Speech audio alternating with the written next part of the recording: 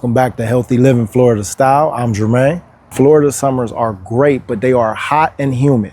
So today I'm going to share with you my top 5 plants that you could put in the ground right now for Central and South Florida. If you're ready to grow that summer garden right here in Florida, don't forget to subscribe and hit that notification bell. I'm going to be bringing these gardening tips all summer long. So first up, we got lemongrass. Lemongrass likes full sun, so 6 hours of sun. So make sure you put it in a nice sunny spot. It also likes well draining soil. We use our lemongrass primarily for chop and drop. So as you see, our lemongrass is looking a little dry. We got it planted right next to a moringa right here. Lemongrass was there first, put the moringa in afterwards. But yeah, so we use ours for chop and drop mainly. Also for teas. We like to put lemongrass in some of our teas.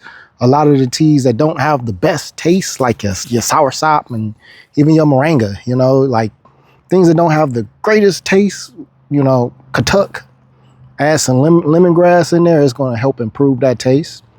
Lemongrass also is very easy to grow. You can grow it from seed, but I think it's easier if you just find somebody with some lemongrass and ask them to give you a few cuttings, and you know, you could put this in a pot, you could put it in the ground, and it grows like a weed. Our lemongrass, we chop this back so much. Again, we use it for chop and drop. This bush was about 5 feet high and about 5 feet wide. So we're going to get it back.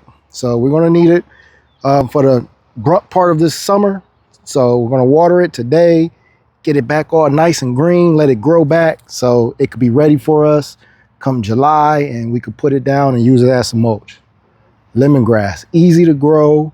You don't have to do anything. Before it gets established, you're going to have to put it on the watering schedule, but once it gets established, you don't have to water it that much. Grow yourself some lemongrass. If you live in Central and South Florida, you can grow this. Grow this lemongrass.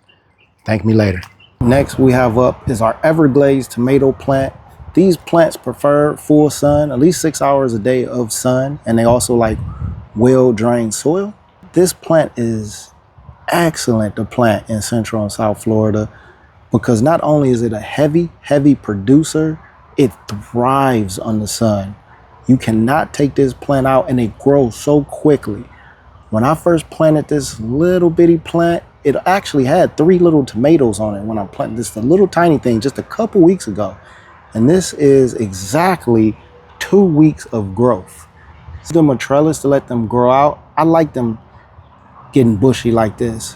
They're heavy producers. And one of the best things about these Everglade tomato plants, they don't get have the same typical problems that other tomato plants here in Florida have with diseases. Excellent plant to grow right now in Central and South Florida. Next up, we have basil. This loves the sun. As you see, I have it in full sun myself. Just make sure you're watering it just like the Everglades tomato. Make sure you're giving it good water. And these plants thrive in the summertime in Florida. It's a kitchen staple in most homes. I know it is in ours as well. And they're great for companion planting with tomatoes. Smell great, thrive in the sun. You can get a bountiful harvest of it. You can give some to your neighbors. Basil is the way to go. It's a herb that you need to plant, and you can plant this in Central and South Florida today. Basil, tip, if you pinch back the top stems regularly, it'll help the plant from flowering and it'll keep it bushier, make it more bushy. And also when you harvest, you want to take leaves from the top because it'll help the new growth come from the bottom. So harvest from the top, so you can get more growth out of this. One of the great things about basil, like most plants, it'll tell you when it's really hot, it'll start to wither. So make sure that you constantly give it some water. Next up, we have hot peppers. Hot peppers love Florida sunshine and the heat. Just make sure, like all things, you keep it watered. We like to grow Scott bonnets, jalapenos. They're all great in the summertime here. Taste great, and we love them. This is a Florida staple right here. Hot peppers. You can put them in the sun and they'll do perfectly fine. Lastly is ashwagandha. Ashwagandha likes well-draining soil to prevent root rot that we get in our Florida climate. It likes 6 to 8 hours of direct sunlight, so make sure you put it in some place that gets plenty of sun. And you want to water this thing constantly, allowing the topsoil to dry slightly between waterings. You never want this soil to be dry. So keep it a little bit moist, especially when it's a young plant. You can plant the seeds directly outdoors in late winter or early spring to maximize growth season. So right now you're a little bit late, but that's okay. If you live in Central and South Florida, you can get those seeds in the dirt right now and you'll still be okay. If you can find transplants, I suggest you do that. Get those transplants and put them in some dirt right now. Also, another thing about this ashwagandha, it actually likes sandy soil.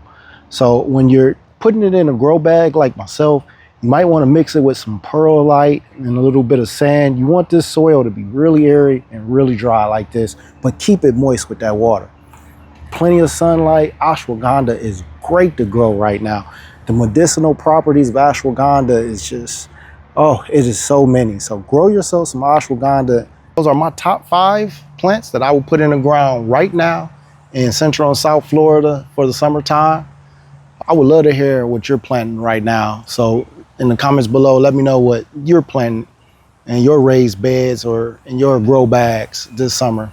Out of all those, I'm gonna say those Everglades tomatoes. If you like tomatoes, or if you just wanna, help your kids eat something other than fruit all day, I suggest Everglades tomatoes. They're small, but they taste so great and it grows so quick. So if you got children and you wanna just get them just up their nutrition just a little bit and get them to eat something outside of their norm, and you're gonna have abundance of it and you really don't have to do too much, Everglades tomatoes. I definitely suggest that. Second, if I had to pick number 2, what I'm growing is gonna be peppers. But that's because me, I love spicy food and I love peppers. But with peppers, if you just water them, give them some sun, you really don't have to do too much, especially your hot peppers, your very, very hot peppers. So Everglades tomatoes and peppers are my top 2 on that list. So thank you for watching. Don't forget to like and subscribe. And until the next video, see you guys later. Here's some peppers I threw in a pot the other day, just some seeds right here. Threw them in a pot. So we got some jalapenos, we got some habaneros, we got some cayenne peppers. Let's see how they grow.